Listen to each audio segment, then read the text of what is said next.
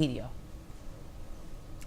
Alright viewers, now shifting our focus to what's happening in BRICS. Prime Minister Narendra Modi is on a 2-day visit to Russia to attend the 16th BRICS Summit. Ahead of the summit, he is also expected to hold the bilateral meetings with his counterpart, including Russian President Putin and China Xi Jinping. Now, amidst all the ongoing West Asia crisis, there are in fact concerns looming over the conflicts that are raging in the Middle East as well. Prime Minister Narendra Modi has met Iranian President Masoud Pezeshkian on the sidelines of the BRICS Summit. All eyes are going to be on the bilateral talks that are going to be happening just today, while China and India have confirmed on to agree on the agreement for the LAC. Viewers, this is the first meeting between both the leaders since Masoud took over as the president of Iran in July this year. During the talks, India has expressed its deep concerns over the escalating conflict. Prime Minister Narendra Modi has reiterated India's call for the protection of the civilians and prevention of harm to the civilians. Both the leaders also discussed Afghanistan and underscored the importance of maintaining peace and stability in the region, in fact. Alright viewers, joining me for more details is my colleague Mahima. Mahima, very good morning to you. And as we have been continuously maintaining the rhythm for the bilateral talks between Prime Minister Narendra Modi and Chinese President Xi Jinping, what exactly is the significance at the 16th BRICS Summit, and how this in fact is going to be very crucial for the disengagement talks, and when it is concerning about boycotting the Chinese goods coming from the neighborhood nation as well? Srim, good morning. Like you also correctly pointed out, Prime Minister Narendra Modi arrived in Kazan yesterday, that is for the 16th BRICS Summit. And today all eyes are on the India-China talks. That is the bilateral talk that might happen today. All eyes are on that. Why this particular bilateral, this time in the 16th BRICS Summit is important, Simran, is because of the breakthrough between India and China towards the disengagement in the eastern Ladakh. That comes after 2 years of the stalemate over two remaining friction points. And this was later also confirmed by External Affairs Minister S. Shankar, who clearly stated that now we will be able to patrol, which we people were doing back in 2020. So also give a little bit of glimpse to the viewers that yes, back in 2020 India was patrolling on the eastern area of the Ladakh, and this time before going to the BRICS, it was clearly stated by the External Affairs Minister S. Shankar that yes, this time both the countries, be India and China, have agreed to patrol on the eastern Ladakh, and this bilateral talk will now definitely, like you also correctly pointed out, will be of great interest to see that how there are parts where China have infiltrated to some few of the areas where they have camped. Now this was a clear message that was earlier given by External Affairs Minister S. Shankar to back off, and now eastern patrolling has started. We'll have to wait and watch that what exactly will happen in the bilateral meeting that is going to take place today in the 16th BRICS Summit. Simran.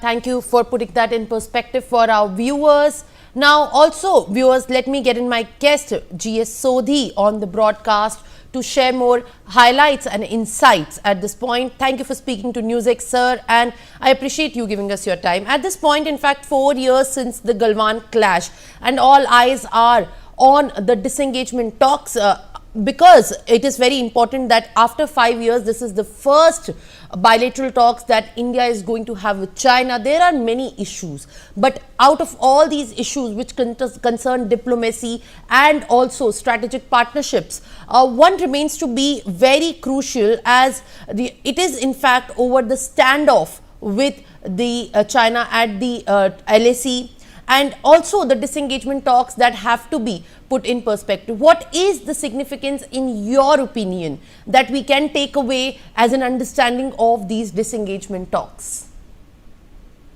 Jai Hind, Simran. It's my honor to be on an esteemed channel. The meeting shortly, which is to take place between the Indian Prime Minister and the Chinese President, assumes great significance in the backdrop of the ever-increasing tension and turbulence between the two neighbors, and which has started since mid 2020. After that was the violent Galwan Valley clash, and since then there has been no letdown in the tensions between the two neighbors. But however, 2 days back, when our foreign secretary said that the issue has been resolved and the patrolling will start back to the 2020 era, which was a very positive sign, and the more positiveness is expected from the meeting between the two leaders of India and China. I think the future holds a lot of positivity, and China should realize that India is a big power in itself. We are a big economic power, we are a big military power, and if China has good relations with India, it will not only benefit India, it will benefit China also immensely, because India is a very big market and China can increase its business if we have good relations between the two countries.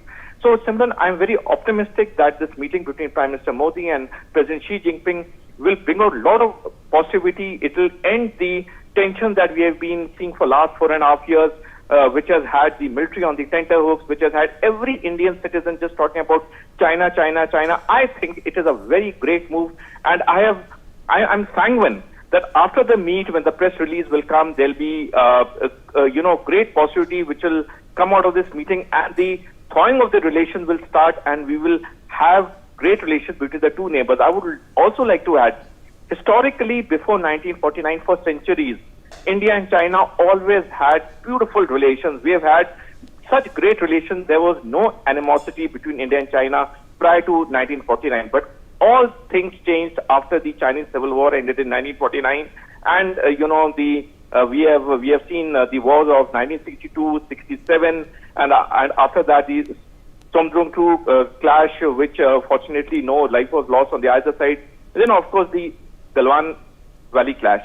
So I am very certain that this meeting, which is to happen shortly between Prime Minister Modi and President Xi Jinping, will bring in a new era of hope and positivity, both for China as well as for India.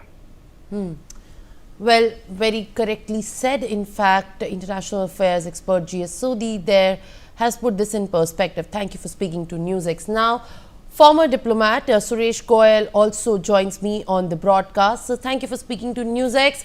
You know, as you join us live on the broadcast, while we are also decoding the crucial takeaways from this disengagement talks that everybody is looking forward to, kindly just give us a glimpse of how things are going to change after the bilateral talks that will actually expected to take place today, and if at all they yield the positive results, what will this mean to the India-China relations?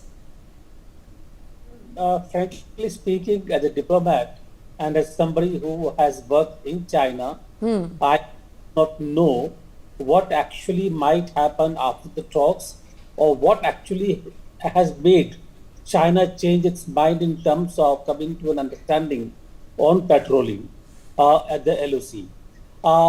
The fact is that if you track all the reports, media reports, all the discussions, after the initial 3 agreements on the Gogra Hot Springs and Pagong Lake, discussions about resuming patrolling in Dapchang and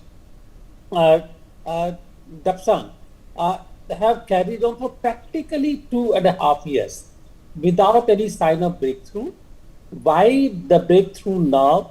And if the reports are to be believed, and the Foreign Secretary confirmed yesterday in the press briefing that the agreement is to go to the status quo as in 2020, including the grazing rights and the patrolling rights. So if that's the case, what made Chinese change their mind suddenly? We do not know. Was it basically to reduce or see that India does not totally go away from China and become part of the American coalition in Indo-Pacific? Or was it basically to also develop influence in BRICS? We do not know. We have yet to know it. Against this background, today's meeting is very significant. I do not think it's going to be purely optics, but I think the two leaders will have a chance to really get to understand what do they actually want as an outcome from this latest change. So we need to wait for the meeting to take place. Let us see what happens and what information comes out. Then we will know. All we can say at the moment is the meeting is significant, but what happens after that, let us see the date.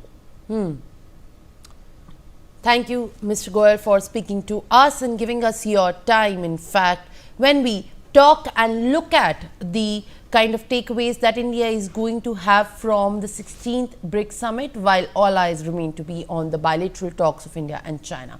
Viewers, now moving on, Prime Minister Narendra Modi and Chinese President